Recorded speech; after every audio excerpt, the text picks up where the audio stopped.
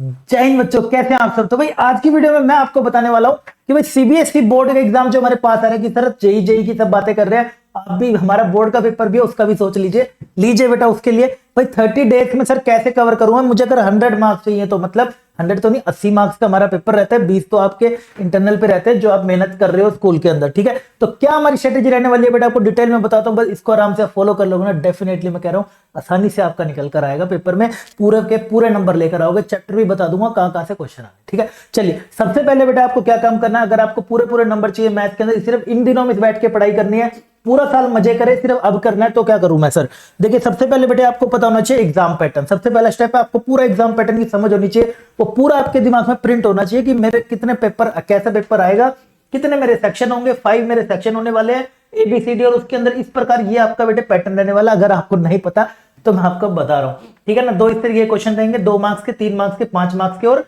एक ही हमारा बेटे source based case based paragraph आता है। इतना मुश्किल नहीं होता, इजी रहता है, ये भी कोई ज्यादा घबराने की बात नहीं है। ये पैटर्न आपके दिमाग में होना चाहिए सबसे पहले कि हाँ यार मेरा एग्जाम ऐसे आने वाला। अब बात आती है तैयारी की। जब मैं तैयारी करने की बात करूं ना तो सबसे पहले बेटे आप ना जंप करना अपने लॉन्ग आंसर वाले क्वेश्चन पे, यानी कि जो मैंने भी अपने टाइम पे भी यही किया था, आज भी बच्चे जो टॉपर्स होते हैं वो ऐसे ही अप्रोच करते हैं। पहले पहले आप लॉन्ग वाले क्वेश्चनों को अटेम्प्ट करा करो। वो वाला सेक्शन स्टार्ट करा, लिखा अपनी शीट पे सेक्शन डी, और लॉन्ग वाले क्वेश्चन करने शुरू कर दो। लॉन्ग वाले क्वेश्चन के लिए मैं अगर आपको बोलूं 5 मार्क्स का क्वेश्चन मिलेगा, अगर आपके 10 मिनट भी लग रहे हैं ना तो भाई एक ही क्वेश्चन के आपको 5 मार्क्स मिलेंगे, वैसे लगते नहीं है। अगर आपको मैं वो चैप्टर बता दूं ना कौन कौन से आने हैं तो इतने लगेंगे नहीं, फिर भी आपके एक ही बारी में 5 आने वाले हैं। इन सब में अगर आप पहले पढ़ोगे ना कि ये छोटे छोटे हैं, ये आपको कंफ्यूज कर सकते हैं और आपका टाइम भी खा सकते हैं, और एक वो डाउट क्रिएट हो गया ना माइंड में तो आगे का कॉन्फिडेंस भी गिरने के चांसेस बढ़ जाते हैं। पहले इनके ऊपर सब्र लगाइए, पूरा दिमाग आपका ना घूमने लग जाएगा मैथ्स के अराउंड कि हाँ यार ये कॉन्सेप्ट, ये फॉर्मूला था वगैरह वगैरह। बस एक बार आपका दिमाग चलने लग गया ना सारा का सारा फ्लो में, समझ लीजिए बेटा आपका पेपर में बढ़िया होने वाला है। राइट, चलिए तो भाई सबसे पहले मैं आपको बताता हूँ 5 मार्क्स वाले कौन से क्वेश्चन करने हैं आपने। देखिए 5 मार्क्स के जनरली बेटा जो मैंने पैटर्न देखा है, ऑब्जर्व करा हुआ है, तो वो मोस्टली इन्हीं चैप्टर से आते हैं। डिटरमिनेंट्स के आपसे वो सिस्टम ऑफ इक्वेशन के पूछे जाते हैं, पूरे बड़े बड़े वो इनवर्स वगैरह निकाल के एडजॉइंट वगैरह से।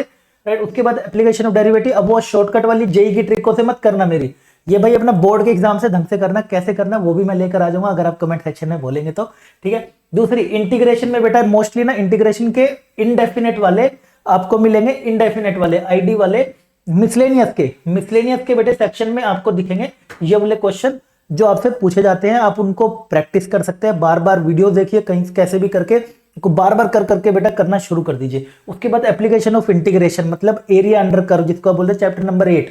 इन दोनों में वैसे और लगा होता है, या तो इसका या तो इसका। उसके बाद बेटा एलपी का क्वेश्चन काफी ज्यादा इजी रहता है, चैप्टर नंबर 12 का काफी इजी है। उसके बाद प्रोबेबिलिटी में जनरली बेस थ्योरम के क्वेश्चन आपसे बेटा पूछे जाते हैं। इनको डिटेल में लिखना, हर चीज को अच्छे से एक्सप्लेन करते हुए लिखना होता है आपसे चीजों को।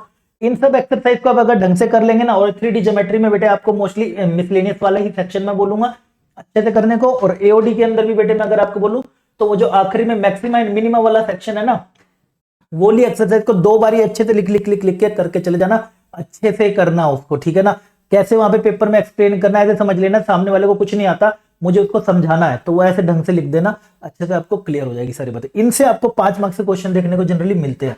उसके बाद बात करें तो बेटा 3 मार्क्स वाले मोस्टली जो देखने को मिलता है वो मैट्रिक्स के हमारे पे रहते हैं, एडिशन वगैरह, सब्ट्रैक्शन, ये सब वगैरह के क्वेश्चन रहते हैं काफी easy. Quantitative differentiability and derivative से बेटे हमारे डेरिवेटिव क्वेश्चन आते हैं। डेफिनेट इंटीग्रल से सारे प्रॉपर्टी बेस वाले क्वेश्चन हमसे 3 मार्क्स में पूछ लिए जाते हैं। वेक्टर्स के बेटे हमारे dot product, cross product, area निकालना वगैरह वगैरह, इस टाइप के क्वेश्चन हमें वेक्टर में देखने को मिलते हैं। और डिफरेंशियल इक्वेशन में जनरली अगर देखा जाए तो लीनियर डिफरेंशियल इक्वेशन हो गई, या linear differential equation order of degree तो आपसे उसके पूछे जाते हैं। पढ़ने की कोशिश करिए पूरा, लेकिन अगर अभी तक कुछ नहीं पढ़ा, ढंग से तसल्ली से टाइम निकाल के पढ़ना चाहते हो तो इन चैप्टर्स के ऊपर पहले पकड़ बनाना सबसे पहले अगर मैं बात करूं तो। राइट, हाँ, तो इसके बाद आप चाहें तो आप घूम सकते हैं। अगर आपने इतने में दिमाग घुमा लिया ना, पढ़ रहे हो आप, 5 मार्क्स का क्वेश्चन आपने सारे कर दिए, कुछ भी कर दिए, 3 मार्क्स में भी आपने कुछ क्वेश्चन कर दिए, सारे नहीं करे, मान लीजिए आपके 3 मार्क्स के बेटा कितने क्वेश्चन, 6 में से आपने 4 कर दिए। इन सबको करने में जो तुम्हारा दिमाग घूमेगा ना और सारे फॉर्मूले जो याद होंगे, अब आना इनके ऊपर। लाइक अगर आप सोच रहे होंगे सर ये पैराग्राफ वाला कैसे करेंगे, बेटा इन्हीं से ही मिक्स आएगा। अगर तुमने इनमें पकड़ अच्छे से बना ली ना, 5 और 3 को लिख लिख के अच्छे से कर ली ना, मैं कह रहा हूँ लिख के कह रहा हूँ, आप आसानी से पैराग्राफ कर लोगे, 1 सेकंड में आपको समझ आ जाएगा किसकी बात कर रहा है।